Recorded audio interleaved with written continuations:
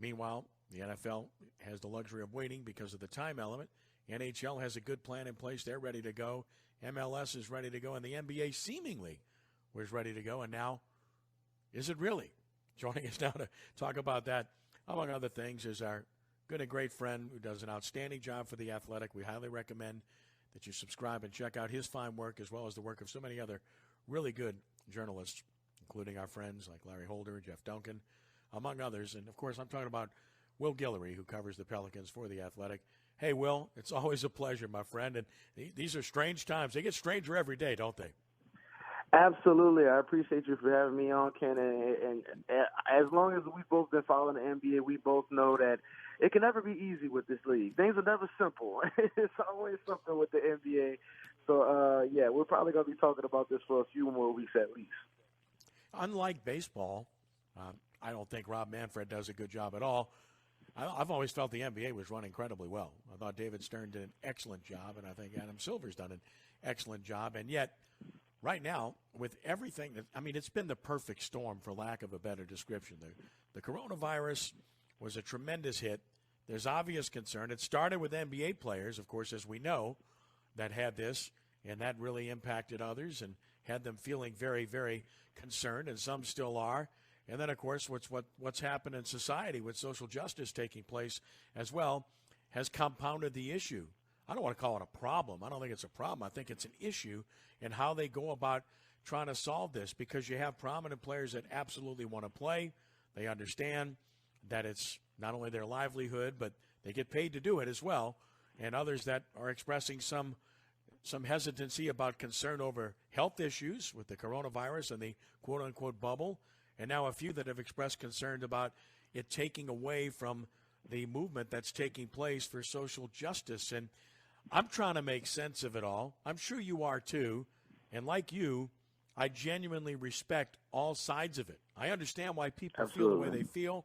I really do. And that's not just a line. It's the truth. And yet, all right, you can help me with this, okay? I'm trying to figure out why it would be a bad thing to play, and would it really take away from the positive aspect of the movement that's taking place right now. And I say positive because the genuine aspect of what's taking place is real simple. It's all about equality. It's all about treating people the way everyone should be treated. It's not about violence. It's not about hating every police man or woman in the country, and it's not about race. It's about being treated fairly, equally. Would playing basketball take away from that in your mind? Yeah, I think you laid it out pretty beautifully there. I think this is a very nuanced topic, and there's a bunch of different sides to this, and I think you're exactly right when you say I don't think anybody's wrong in the way they feel. I think ultimately, what separates the NBA from so many other leagues is the fact that these guys, the players I'm speaking of, have so much impact with their voices, and when they speak, it really matters, and it affects so many people in the community, beyond where they play. We're talking around the world, and we know how much LeBron James, has a voice that really matters in all facets of life. And you can go down the list with Giannis Antetokounmpo and his impact overseas, and guys like Luka Doncic and Kevin Durant when he's healthy, Steph Curry. These guys know when they speak out on these topics, it means something. And I think they want to put themselves in a position where they're really affecting some type of change. And they're, not just out there playing basketball, kind of distracting people from the issues, but they want to also be a part of this topic, and they want it to keep going. And I think the argument we've heard from guys like Lou Williams, they've said, well, sure, we want to play, we want to give people entertainment, but are we going to become a distraction? When this current topic, I'm not going to pretend like I've been around forever and seen, all the different battles, but I certainly can't remember. We've seen, issues come up where there's some type of police brutality and people protest for a few days. It's a topic on the news, and then it kind of goes away. But this thing has sustained for a couple weeks now, and people are still protesting. This thing is still a topic on the news every single day. And the guys are kind of fearful that when they come back, all of that is going to go away. And a lot of the work that's been done is kind of going to go to the back burner. And that's the last thing they want to do. And I think they're just trying to figure out how can they be a part of this discussion and keep it going while also giving the people the basketball they want. Personally, I think ultimately they're going to go out there, they're going to compete because we know how much these guys care about the game. and they know how much of an effect it's going to have on a league if they don't play. But I do think they want to make sure they do it the right way and make sure they're a part of this and keep the conversation going as long as possible. Yeah, I think it's a really interesting dichotomy because on the one end, you have guys that have made it to the very top of their profession and getting paid incredibly. You have guys that are at the bottom of rosters who don't get paid like that and are trying to make it in the league and stick around, and they desperately need the money and the opportunity. So there's really kind of a there's two sides to it, but there's more like 4 or 5 sides to it. I mean, there's so much that goes into this. Ultimately, they're going to play basketball at some point, whether it's this season or not. My thought was they might not play this season because of the virus and the concerns there, and now this is thrown more into it. I know this much. I would hate to be in charge of the game right now. I'm sympathetic to Silver with what he's dealing with because, as I said, and I mean this, I don't think anyone's wrong, and I know you feel the same way. At the same time, I'd be lying if I told you I don't want to see them play. I definitely want to see them play. Absolutely. I enjoy writing about basketball. I enjoy watching the game, so I absolutely want to see, what's going to happen if the Lakers and Clippers face off. Is Giannis going to make it to the finals for the first time? I love all of those storylines and seeing all of these guys. Seeing Zion come back and play, I think that's going to be amazing. Just to kind of, give us live sports that we've been waiting for and kind of, giving these guys a platform also to speak. I do think, I'm personally on the side that I think going out there and playing is going to give these guys a huge platform to really, shine a light on the issues they really care about. And I know, that's something that they've done in the past, and I think they could take it to an even higher level with this, knowing that they're all going to be in the same place, knowing how many eyes are going to be on this. I think, it's something that they're going to be able to use to their advantage. But I do think, again, going back to the fact that I think Adam Silver has done such a great job throughout his tenure, and it goes from what he learned from David Stern, is that he listens to his players. Whenever we hear about these meetings, there's always Chris Paul on the phone with Adam Silver or LeBron James or one of these guys or guys that were former players that are put in, these major positions with the NBA. So I think that's the big thing with the NBA. They listen to their players. They know how much they matter, and they want them to feel like they're a part of the process. And I think as long as that's the case, as long as these guys are involved, I think they'll be able to figure it out. I do think it's kind of worrisome when you kind of hear about these factions of 80 guys over here getting on a Zoom call and LeBron and his guys are over here. But eventually it'll come together. I think they'll figure it out just because we know how much they can do to help when they're all united.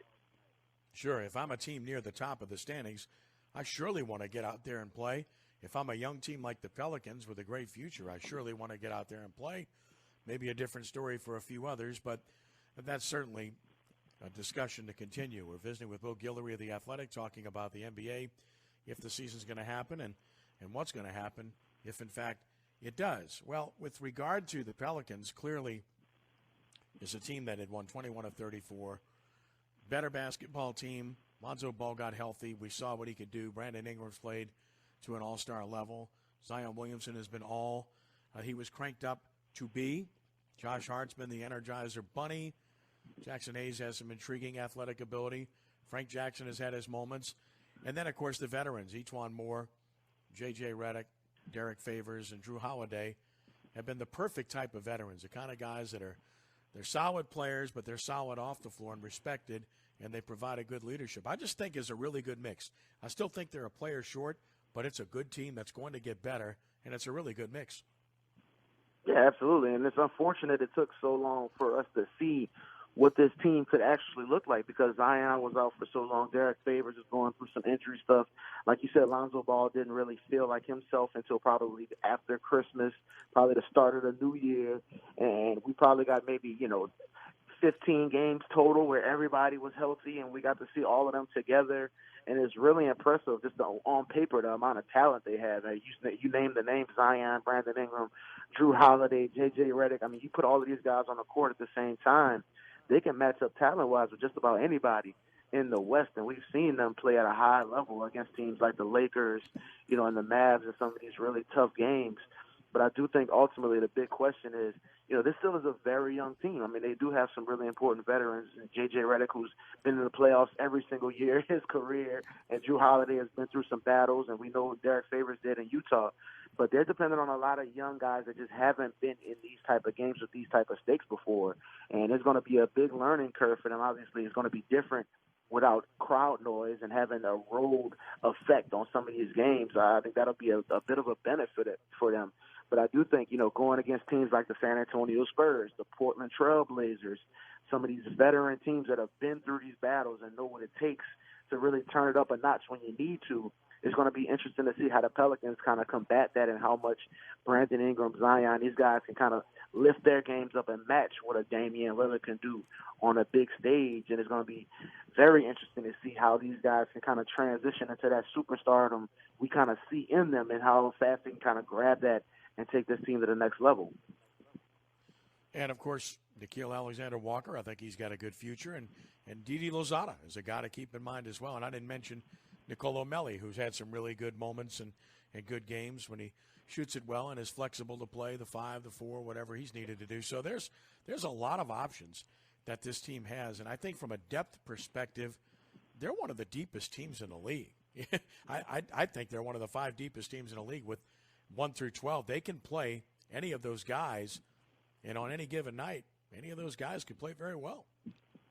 Yeah, absolutely. I mean, anybody that follows me knows that I'm a huge Nickeil Alexander-Walker fan. I think that guy has a ton of talent, but he's just been a DMP for a large stretch of the season just because, like you said, there's so much talent, especially on the perimeter with this team. When you start running down the names, it's crazy. I don't know, how Alvin Gentry figures it out, how to get all of these guys minutes night in and night out.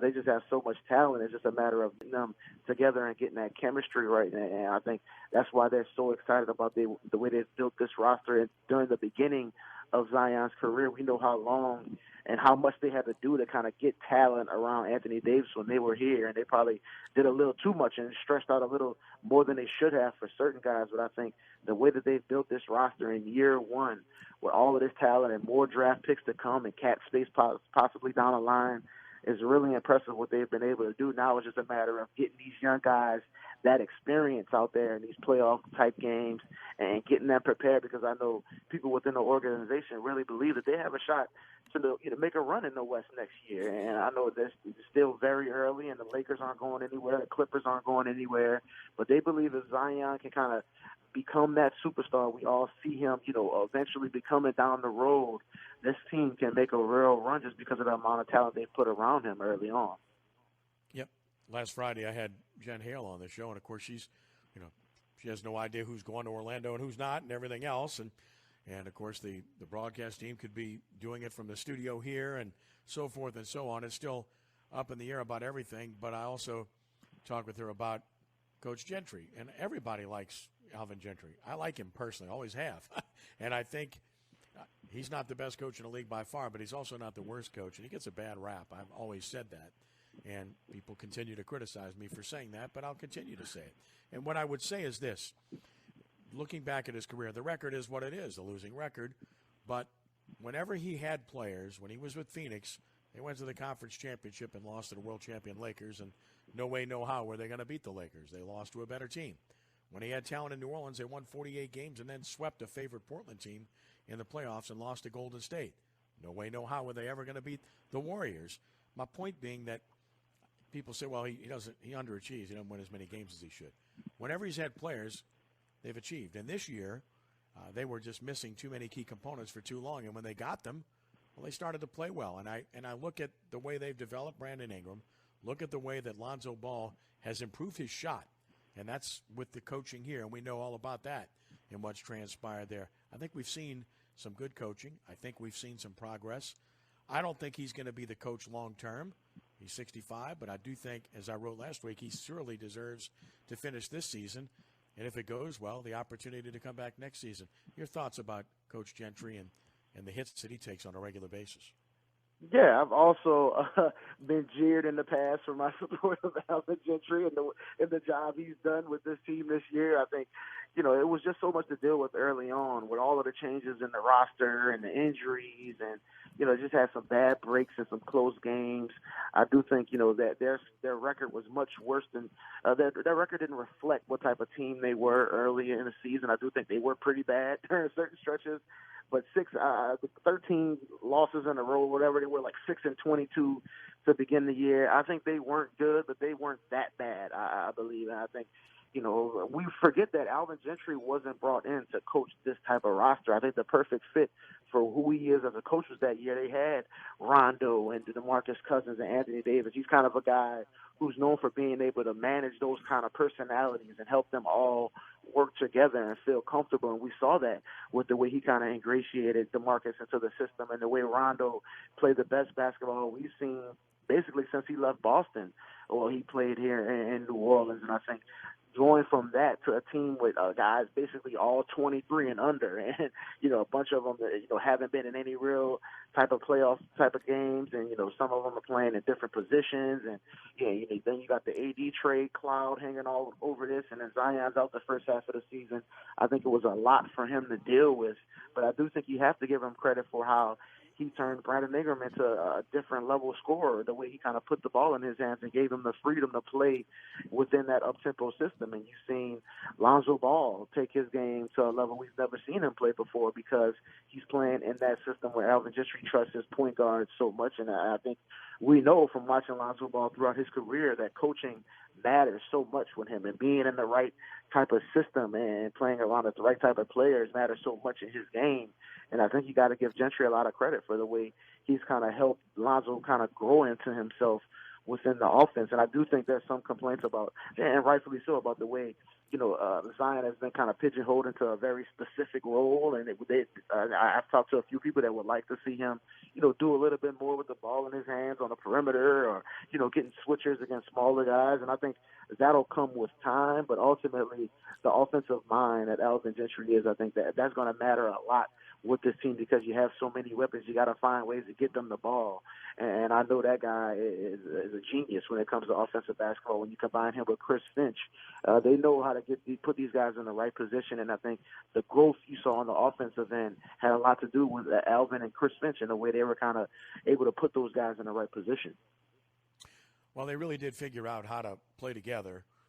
You knew it was going to take a little time. It didn't take as much time as I thought. Initially, Brandon Ingram in particular had to adjust. He wasn't getting as many shots or the ball as much, but then he found his groove too, and I think they figured out how to play together. It's a good group of young men. They handle themselves well. They seem to like each other. That old saying, it's a good locker room, probably is true here, just the opposite of the poison they had last year and so forth with Davis and what was transpiring, which is really unfortunate, and that really sabotaged Gentry having any chance to succeed last year. I remember that. Look, they started 4-0 last year when they were healthy, last season I should say, and then, of course, first you got Mirotic hurt, and then things started to go downhill, and then Davis did his deal, and that was pretty much it. That was a season from hell, but David Griffin comes in. They get the manna from heaven with the draft pick and get Zion, and look, there's a lot to look forward to here with this basketball team, which is, again, why I think everybody would like to see them play again, not just because they're missing live sports or not because of the color of their skin or anything, but because they really like this young team and they think they've got a chance to be something really good here in the future. Absolutely. I mean, I can't tell you how many times during the season I had people come up to me and just say, man, I just like cheering for this team. I just like cheering for these guys. These are a bunch of likable guys. Even beyond Zion, we know what type of personality he has and the way he kind of just has so many people gravitating toward him and his personality. But I think the way Brandon Ingram and Lonzo Ball have kind of approached, their move to New Orleans and the way they focus so much on just putting in the work and leaving a lot of that Hollywood stuff behind. And I think people have really appreciate it. And I think that goes to Josh Hart as well, the way those guys just put in the work night in and night out. And we know how much the people in the community love Drew Holiday and everything he represents. But I also think a big part of this is I think we got to see these guys play again because there are a lot of questions about what this roster is going to look like going into the future. Obviously, they're probably going to give Brandon Ingram a max contract going into the offseason. He's a restricted free agent, so they've got the cards in their hand as far as how they're going to handle that situation. But, Derek Favors is going to be an unrestricted free agent. How does he necessarily fit with Zion long term? Would you rather have a stretch big next to Zion, or do you think what Favors bring on the defensive end, is going to help this team? And then you look at Drew Holiday. He's going to have 1 year left on his deal, possibly after this year. How do you want to handle that situation? Is he a guy maybe you cash on him as an asset now and add more pieces to build for the future, or do you keep him and kind of try to make a run next year? I think those are some questions that you got to answer, and I think it's hard to answer them when you don't really get the chance to see these guys in some real games. And I think they were really looking forward to seeing this team play that back half of the schedule and getting those 8 games in Orlando. It won't be everything, but I think it'll be really big in their evaluation of what this team's going to look like going forward and what kind of moves they're going to make during the offseason. Final thought before we let you get away, the whole situation surrounding the spurned agent and Duke and Zion. A minor distraction, a minimal distraction, or a major distraction, do you think?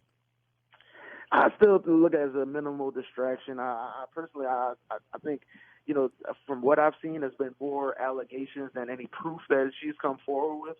Gina Ford, I think, it's a lot of stuff getting thrown out there, and ultimately, it sounds callous to say, but all that is in college, and that's not going to really affect Zion with his Pelicans days. I know he loves Duke, and he doesn't want anything happen to that Duke, that university and that basketball program and what they've been able to build.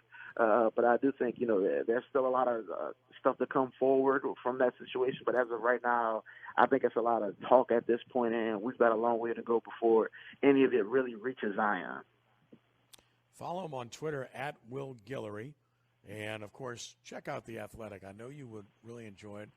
They do great work, really good people, and a lot of them are still there. Unfortunately, a few lost jobs recently in this crazy time we find ourselves in. But Will Guillory's there every day, and I know he's hoping to see basketball soon, and so are we, and we always appreciate having my friend with us. Well, listen, keep up the good work, and try to keep that ball bouncing if you can, okay? I'm going to try to, man. I appreciate you for having me on always. Okay, my buddy. Thank you. Appreciate it, Will. Yes, sir. Take care.